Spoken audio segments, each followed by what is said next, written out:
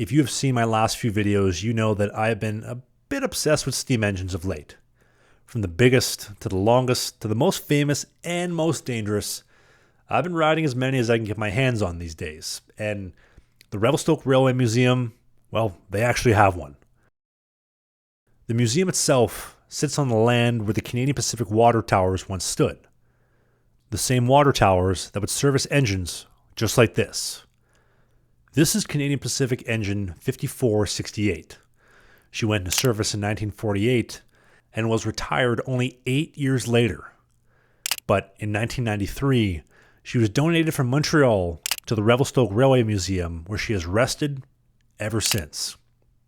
But come on, how magical would it be to hear her moving, pounding down the tracks, and hear that whistle echoing across the Selkirks as she crosses the Stoney Creek Bridge? A man can dream, can't he?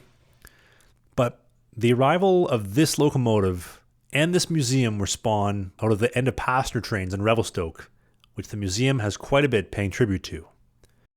Revelstoke saw passenger trains from day one up until 1978, when the Canadian Pacific would hand off all control of its passenger service to the Canadian government in the format we know today as Via Rail Canada. And as we all know, how could leaving the politicians in full control of passenger trains ever go wrong? Well, 12 years later, in January of 1990, it would see the entire southern train service from Thunder Bay to Winnipeg, Calgary, and Revelstoke to Vancouver cut forever, never to be seen again. Now, yes, technically speaking, the Rocky Mountaineer does roll through town 4 times a week during the summer season, but this is a luxury tourist train, and passengers do not get a chance to stop through town.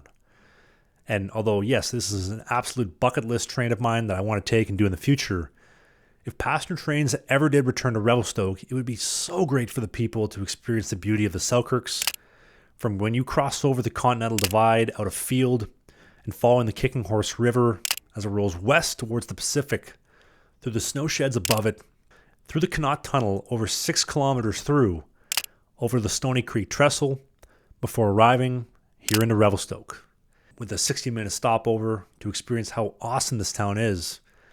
Although, selfishly, I'm pretty happy the trains don't come here anymore, because it really has kept Revelstoke as one of the best kept secrets of Canada. Man, would it be cool to see passenger trains return just one day. This was a clip for a full-length show. If you want to watch the full episode of the clip you just saw, click right here. You get the full show, and they go up live every single Sunday. If you want more clips of what you just saw, click right here. You can see the next great hit.